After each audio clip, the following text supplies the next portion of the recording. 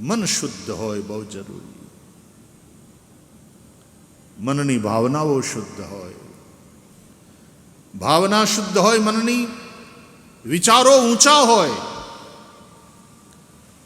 અને વ્યવહાર શાલીન હોય, એ માણસ વંદનીય છે, એને જ સજ્જન કહેવાય. મનમાં વિચાર ભાવના કોકનું પડાવી લેવાની, વિચાર કોકને પાડી નાખવાના કે આ કેમ આગળ નીકળી જાય, અને એવી ભાવના અને એવા વિચારને કારણે વ્યવહાર નિકૃષ્ટ બનતો જાય છે અને માણસ ધીરે ધીરે ધીરે રાક્ષસની કોટીમાં જતો જાય. આપણા શાસ્ત્રો કહે છે મનુર્ભવ, મતલબ મનુષ્ય થા. તું મનુષ્ય है, તું मानव है, તું मानव बन, તું इंसान बन. અને આપણો સનાતન ધર્મ એક શ્રેષ્ઠ ઇન્સાન બનતા શીખવાડે છે. સનાતની હિન્દુ થવું એટલે શ્રેષ્ઠ ઇન્સાન બનવું, સારા માનવ બનવું. અત્યારે તો દુનિયાના ધર્મોમાં જે હોડ ચાલી છે ધર્માંતરણની, સંખ્યા વધારવાની, કે જેટલા હોય એટલે વટલાવો આપણામાં લાવો, સંખ્યા વધારો, સંખ્યા વધે એટલે આપણા વોટ પણ વધે, વોટ પણ વધે એટલે ભવિષ્યમાં દૂરદ્રષ્ટિ આપણી સરકાર આવે, આપણી સત્તા આવે. ધર્મની હારે કેટલું ભળી જાય છે. ધર્મનું વિશુદ્ધ રૂપ આપણે રહેવા દીધું નથી. ધર્મનો સંબંધ સંખ્યા સાથે નથી, ધર્મનો સંબંધ સત્ય સાથે છે. ધર્મુન દૂસર સત્ય સમાના યતો ધર્મસ તતો જયઃ.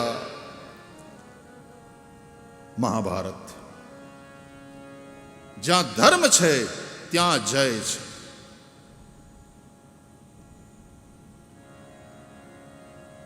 અને ધર્મ ત્યાં છે જ્યાં સત્ય છે. માટે સત્યમેવ જયતે. આ આપણું રાષ્ટ્રીય સૂત્ર છે, સત્યમેવ જયતે. વિજય ધર્મનો થાય છે અને ધર્મ ત્યાં છે જ્યાં સત્ય છે.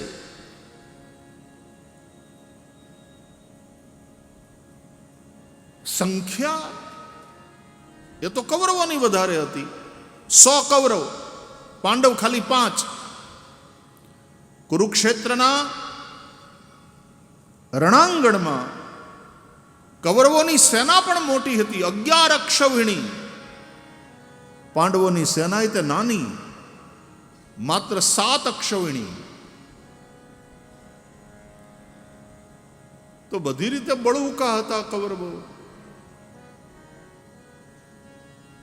એનું પલ્લું નમતું હતું, એનું પલ્લું ભારે હતું. જો સંખ્યાને આધારે ને બળને આધારે વિજય થતો હોત તો કૌરવોનો વિજય થયો હોત. પણ ધૃતરાષ્ટ્રનો સેવક સંજય, ધૃતરાષ્ટ્રના પૂછવાથી આખી ભગવદ્ ગીતા ધૃતરાષ્ટ્ર ઉવાચથી શરૂ થાય છે. પહેલો અધ્યાય અર્જુન વિષાદ યોગ. ધૃતરાષ્ટ્ર ઉવાચ. આંધળો પૂછે છે અને આંધળા જ પૂછે. એનો અર્થ પૂછવા વાળો આંધળો જ હોય છે. શેનાથી? અજ્ઞાનથી. અજ્ઞાન એ અંધાપો છે અને એ પ્રશ્ન કરે જાણવા માટે. ધૃતરાષ્ટ્ર ઉવાચ ધર્મક્ષેત્રે કુરુક્ષેત્રે સમવેતા યુયુત્સવ મામકા પાંડવાશ્ચૈવ કિમ અકુર્વત સંજય.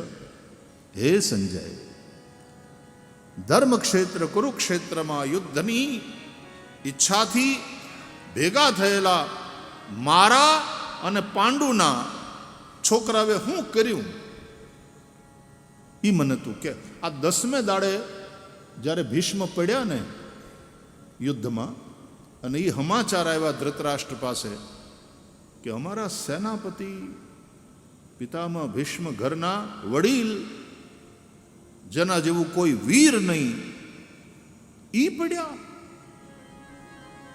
ત્યારે ધૃતરાષ્ટ્રનું મન આશંકિત થયું પોતાના છોકરાઓ કૌરવોના વિજયની બાબતમાં. નહીં તો મનમાં ઈ આંધળો મરકાતો હતો,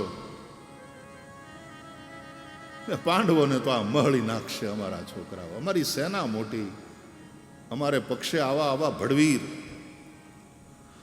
સુતને શિરે છત્રો ઢળ્યા એમ અંધને લાગ્યું હતું. સુતને શિરે છત્રો ઢળ્યા એમ અંધને લાગ્યું હતું. જોયું પસારી હેતે પસાર્યો હાથ, ત્યાં મોભીનું માથું હતું.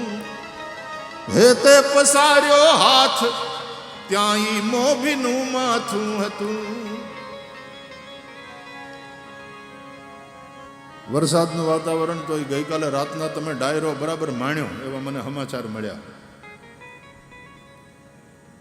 આપણા ગામડાના કવિઓએ કેવી બળુકી કલમ, કેવું લખ્યું. કવિ કાગ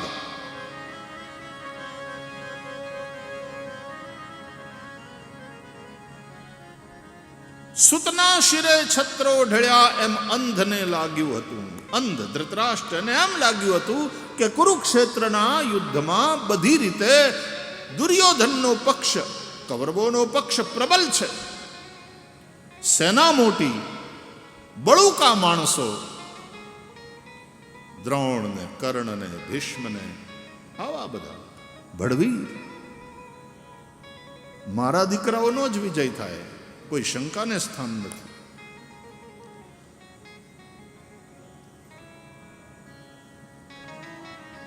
પણ હેતે પસાર્યો હાથ, ત્યાં મોભીનું માથું હતું.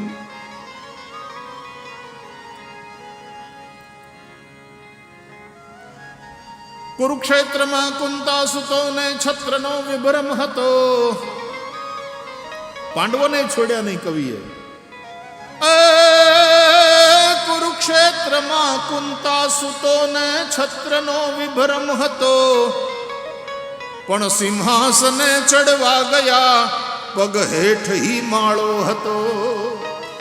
સિંહાસને ચડવા ગયા ત્યાં તો પગ હેઠ હી માળો હતો. પાંડવો જીત્યા, હસ્તિનાપુરનું રાજ આવ્યું હાથમાં. રાજ કર્યું ના કર્યું, ત્યાં તો હેમાળે હાડ ગાળવા માટે નીકળવું પડ્યું. કોઈ વસ્તુ અહીંયા કાયમ છે જ નહીં ભાઈ. નથી સત્તા ટકતી કાયમ માટે, નથી સંપત્તિ ટકતી, ન પદ ન પ્રતિષ્ઠા.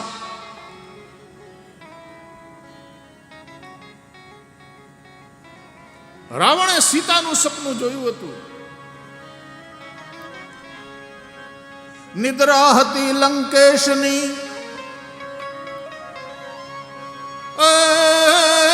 નિદ્રા હતી લંકેશની, અને સીતા તણું સપનું હતું. પણ જાગી અને જોવા જતા ઈ બાણ રાઘવનું હતું. જાગી અને જોવા જતા ઈ બાણ રાઘવનું હતું.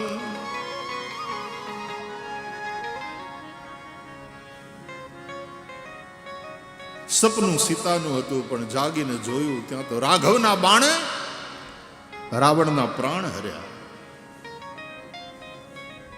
તો વિજય વાલા સંખ્યા સાપેક્ષ નથી, સત્ય સાપેક્ષ છે. સત્યમેવ જયતે.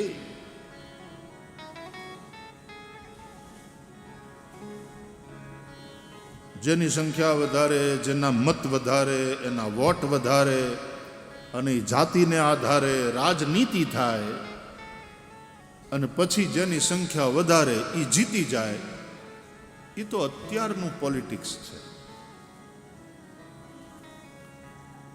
બાકી રાષ્ટ્રનું સૂત્ર છે સત્યમેવ જયતે. સત્યનો વિજય થાય છે. પરિસ્થિતિ એવી નિર્માણ કરી દેવામાં આવી કે જેનો વિજય થાય એ સત્ય છે. ના, સત્યનો વિજય થાય.